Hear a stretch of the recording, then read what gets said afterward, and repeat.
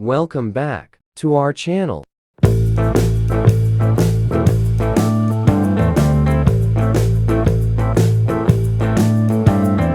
I am Lisa. And I am Eric. If you improve your English easily, this podcast is perfect for you. So let's get started and make English learning easy. What are the words today, Eric? The first word today is logical. Then we will continue with no longer, and to soothe, then window shopping. And the final one is the ball is in your court. Okay, let's start with the first word. The first word is logical. Logical. Logical. Okay, let's explain what logical means. It's an adjective that describes something that makes sense or follows a clear, reasonable thought process. That's right, Lisa. It might be a bit confusing, but it's very easy. Let me give an example so our followers can understand better. It's logical to bring an umbrella if the weather forecast says it will rain. It means that bringing an umbrella when rain is expected makes sense and is a reasonable action. Here's another example. It's not logical to go for a swim when there's a thunderstorm. So, in this example, swimming during a thunderstorm is not a wise idea because it could be dangerous. Exactly, Eric. Now, let's listen to a short dialogue using our word logical. I think it's logical to start studying the hardest subject first. That makes sense. If we start with the hardest, the rest will be easier. Exactly. It's a logical way to manage our time. That's a great example, Eric. The word logical here helps us understand that their plan is sensible and well thought out. Right, Lisa. Using logical is a way to describe something that is reasonable and follows a clear process. It's a useful word when you want to show that a decision or idea makes sense. Yes, and it's also important to remember that logical can describe not just decisions, but also arguments, explanations, and even people who think clearly and make sense. Yes, Lisa. What do you think? Is it important to be logical in everyday life? I think it is, especially when making decisions. Being logical helps you make choices that are good and sensible, but sometimes it's also okay to listen to your feelings. What about you, Eric? Do you think being logical is always the best way? Well, being logical is important, but as you said, it's also good to balance logic with emotion. Sometimes our feelings can guide us in the right direction too. I agree. As you said, to find a balance between logic and emotions might sometimes be the best option. All right, that's all we have time for with our word logical. Okay, Eric, what is the next word? The next word we're going to explain is no longer. No longer. No longer. Great. No longer is a very common phrase in English. Can you explain it, Eric? Sure, Lisa. No longer is a phrase that means something was true in the past, but is not true now. It's the same anymore. Could you give an example so that our listeners can understand better? The first example is, she no longer lives in New York. This means that she used to live in New York before, but now she doesn't live there. Let me give another example. Sarah no longer works at the store since she got a new job.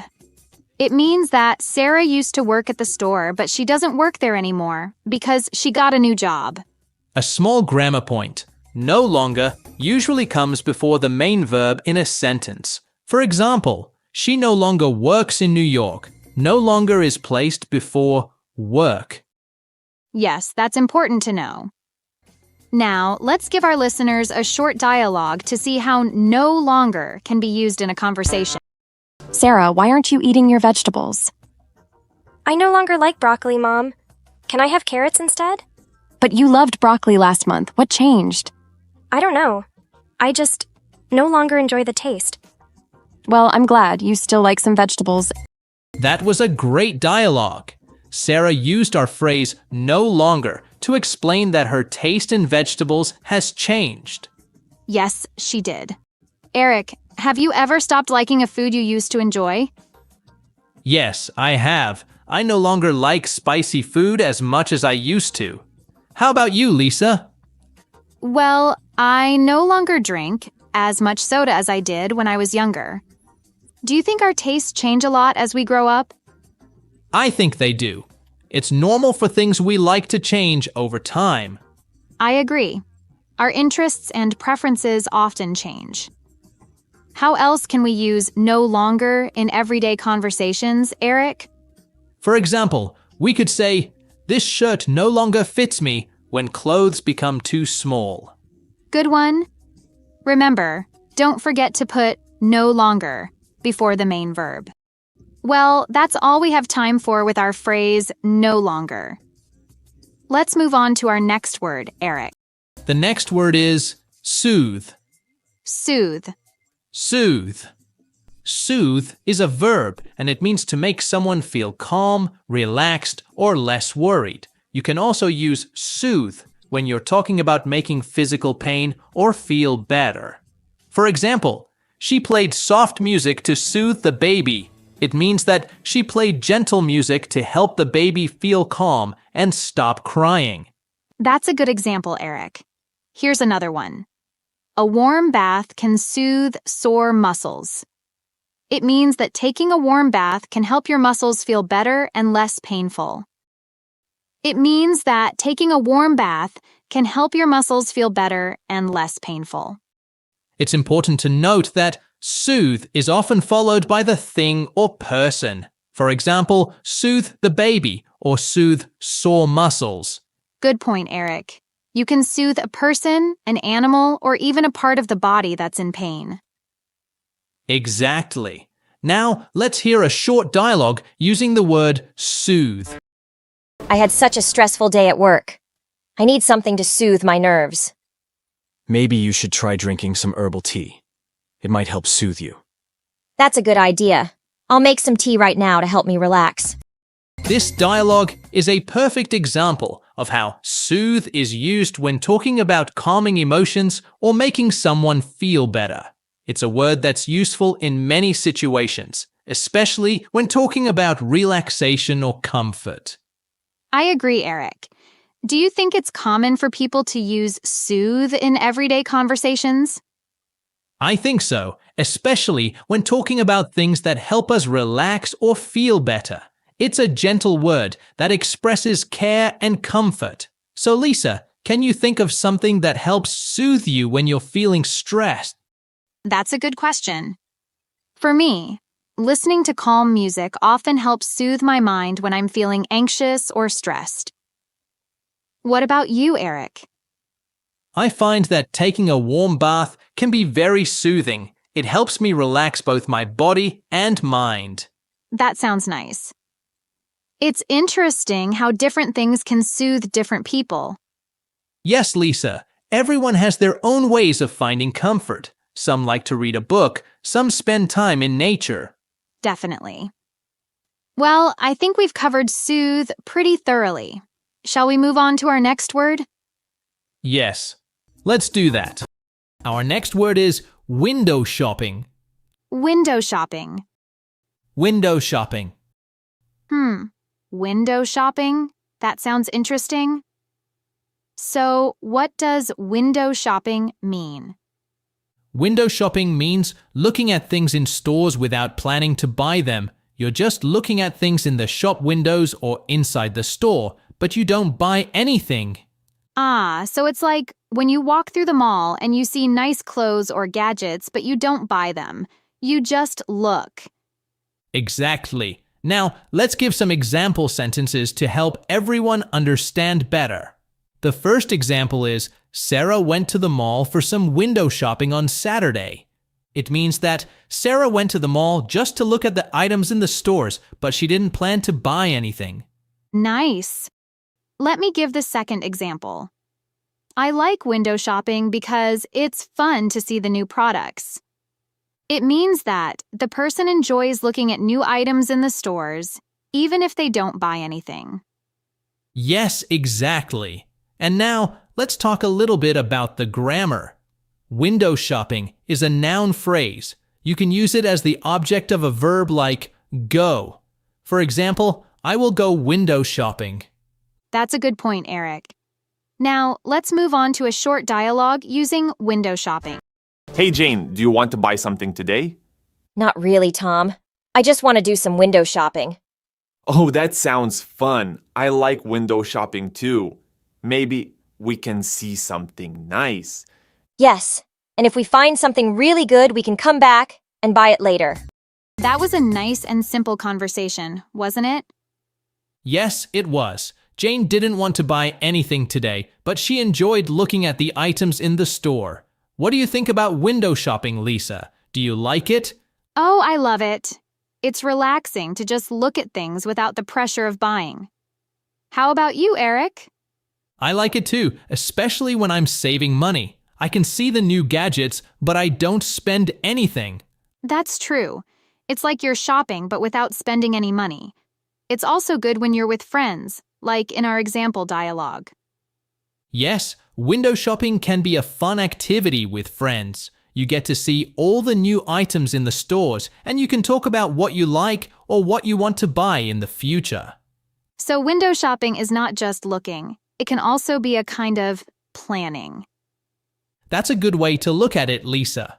Okay, I think that wraps up our explanation of window shopping. Yes, I hope everyone learned something new today. Okay, let's move on to our last word today. The last word today is the ball is in your court. The ball is in your court. The ball is in your court. The ball is in your court? That sounds like something to do with sports. But what does it really mean? Good question, Lisa. The ball is in your court is an idiom. It means that it's now your responsibility to make the next decision or take action. I see. So, if I'm waiting for someone to make a decision and they say, the ball is in your court, it means I have to decide now? Exactly, Lisa. For example, I've sent you my proposal, so now the ball is in your court. It means that you've done your part, and now it's the other person's turn to respond or make the next move. Let me give the second example then.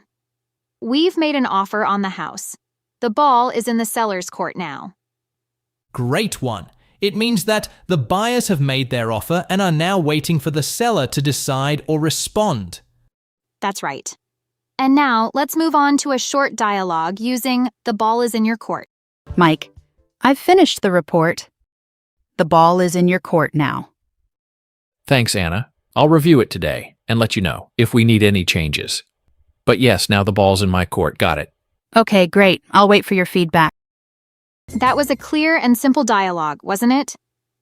Yes, it was. Anna finished her part of the work, so she told Mike it was his turn to do something. What do you think about this phrase, Lisa? Do you use it often? I do use it, especially at work. It's a nice way to tell someone that they need to take the next step. Yes, I use it too, mostly when I'm talking to my friends or co-workers. It's a polite way to remind someone that it's their turn to make a decision or do something. I agree, Eric. It's one of those phrases you can use in casual and formal situations.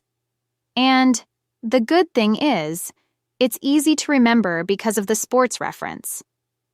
Yes, that's right, Lisa. All right, I think we have reached the end of today's episode. We hope you learned something new today. See you next time. Bye-bye. If you improve your English easily, this podcast is perfect for you. So, let's get started and make English learning easy. What are the words today, Eric? The first word today is charming. Then we will continue with accordingly and to twirl. Then hit up. And the final one is hang in there. Okay, let's start with the first word. Our first word today is charming. Charming. Charming. This is a lovely adjective in English. That's right, Lisa. Charming means attractive or pleasing in a way that makes people like you. Let me give an example sentence. The old village was very charming with its small cottages and pretty gardens. It means that the village was attractive and pleasant, making people like it because of its cute houses and nice gardens. Good explanation. Now it's your turn, Lisa. Can you give us another example? Sure. Here's another example. Sarah has a charming personality that makes everyone want to be her friend. It means that Sarah has an attractive and pleasant way of behaving that makes people like her and want to be friends with her. That's right. Now, let's talk about how to use this word. Charming is an adjective, so we use it to describe people, places, or things. Good point, Lisa. We can say a charming smile, a charming restaurant, or he is very charming. Exactly. Now, let's hear a short dialogue using the word charming. Hey, Tom, how was your date last night? It was great. We went to this charming little cafe in the old town. Oh, that sounds nice. What was so charming about it? It had these beautiful old paintings on the walls and soft music playing. Very romantic. That does sound charming. And how was your date? Was she charming too? Yes, she was. She had such a charming laugh and told great stories. Wow, it sounds like you had a perfect evening. That was a great example, Eric. It shows how charming can be used to describe both places and people. Yes, and it also shows that charming often gives a positive feeling. Absolutely. So, Eric, do you think charming is a common word in English? Yes, I'd say it's quite common. People use it often to describe things they find attractive or pleasant. That's true. Is it more formal or informal? It can be used in formal and informal situations, but it has a slightly formal feel. I agree. Well, I think we've covered charming pretty well. Shall we move on to our next word, Eric? Yes, let's do that. Remember, listeners, using words like charming can help you express positive feelings about the world around you. Great point, Eric. And now, what is the next word? The next word we are going to explain today is accordingly. Accordingly. Accordingly. Accordingly is an adverb. It often means in a way that is suitable or right for the situation. It's like doing something for what has already been said. That's right. And accordingly is often used after something has been explained or described. For example, she studied hard for the exam and accordingly she passed with high marks. It means that because she studied hard, she was able to pass the exam with good grades. The word accordingly shows the result of her hard work. Here's another example. The weather forecast said it would rain, so he took an umbrella accordingly. This means that because the weather forecast said it would rain, he decided to take an umbrella. The word accordingly shows that his action was because of the weather forecast. One thing to note is that accordingly is often used in more formal contexts. You might hear it in news reports, in business, or writing. Yes, that's a good point. Accordingly usually comes after the main action or event has been explained, and it connects that event's results. Now, let's see accordingly in a short dialogue. I heard the weather might be bad tomorrow. We should check the forecast tonight and plan accordingly. Good idea. If it's going to rain, we can reschedule for next week. In this dialogue, John says, we should check the forecast tonight and plan accordingly. It means they will make their plans based on what the weather forecast says. Exactly. If the forecast says rain, they will change their plans. Accordingly connects the forecast with their decision. Do you think accordingly is a common word, Lisa? You wouldn't hear it as much in everyday casual conversation, but it's definitely a good word to know for more serious situations. That's true. And because it's more formal, it can make your writing or speaking sound more polished and professional. Exactly. So remember, everyone, accordingly is a great word to use when you want to show that something is done based on a situation or information. Well said, Lisa. That's all for our explanation of accordingly. Let's move on to our next word. The next word today is to twirl. To twirl. To twirl. Eric, can you explain what to twirl means? Yes, of course. To twirl is a verb that means to turn something or someone around quickly, usually in a circle. For example, you can twirl a pen around your fingers or twirl a skirt around your body. That's a great explanation, Eric. Now, let's give our listeners some example sentences so that our listeners can understand better. Can you give us the first example sentence, Eric? Sure. Here's an example sentence. The little girl loved to twirl around in her favorite dress. It means that the girl enjoyed turning around in a circle while wearing her favorite dress. That's a lovely example, Eric. Now it's my turn. The dancer twirled her partner around the dance floor. It means the dancer turned her partner around in a circle while dancing together. And now, let's listen to a sample dialogue about the word to twirl. Olivia, I love this dance move. Can you show me how to twirl around like that? Of course, Emma. First, you need to stand with your feet together. Then, twirl around in a circle while keeping your arms extended. Wow, that looks easy. Let me try. Whee! I love twirling around like this. See? I told you it was easy. Now let's twirl around together. Now, let's talk about the word twirl. What do you think about the word to twirl, Lisa?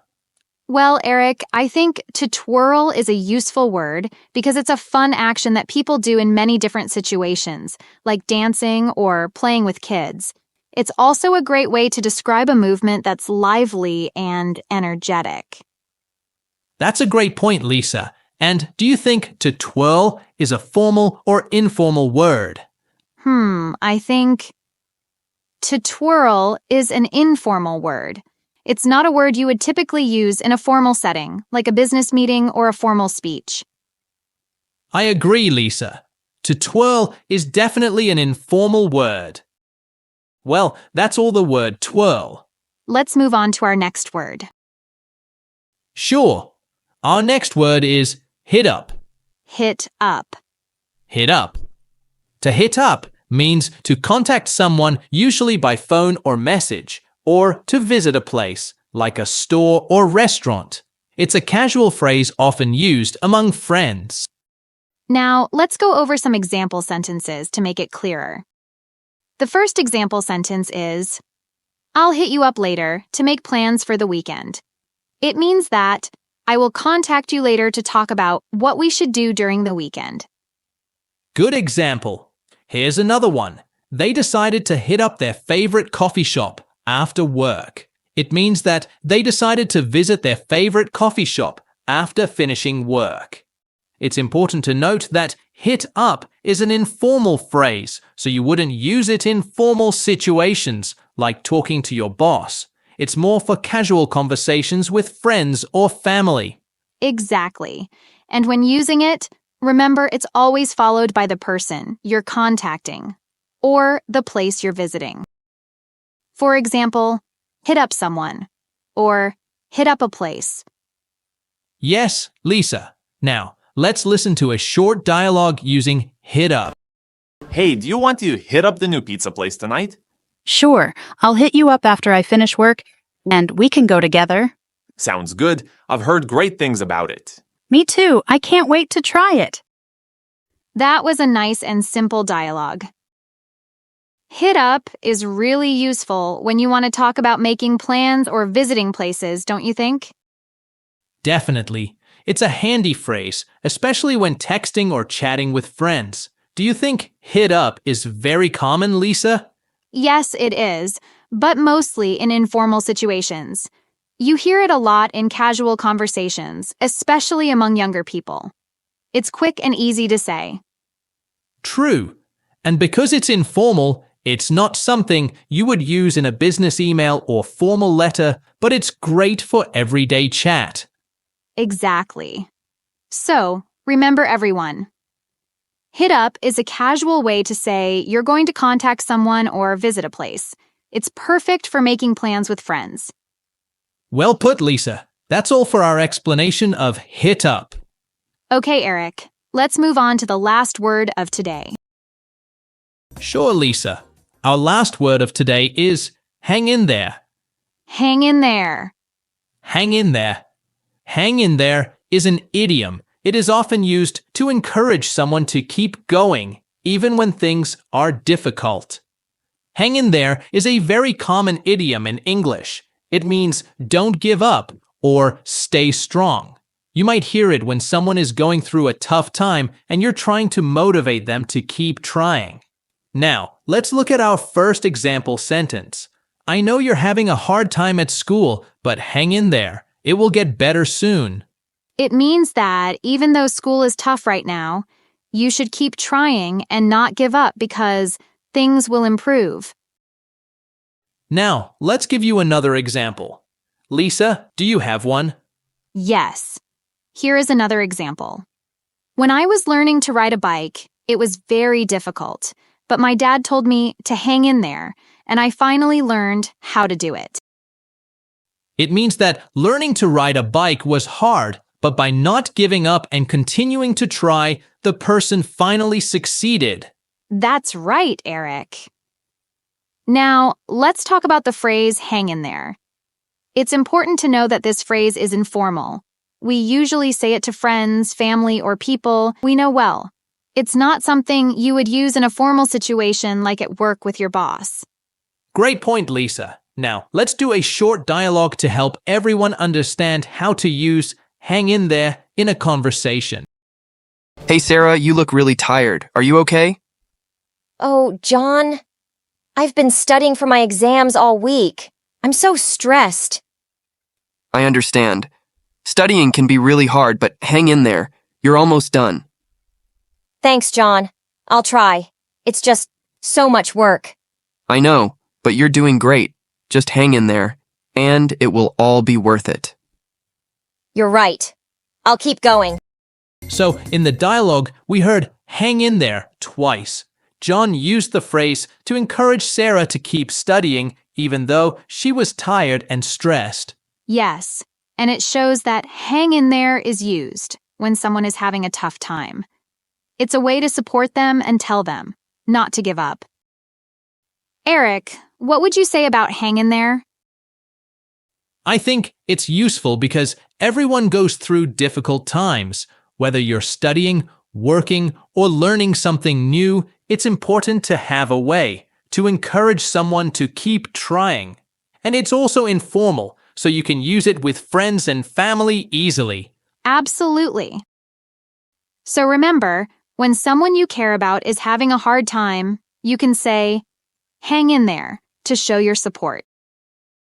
Yes, exactly. All right. We hope you found it helpful and you have learned new words. Thanks for listening. Don't forget to hang in there with your English learning. You're doing great. Well said, Lisa. Okay, see you next time. Bye.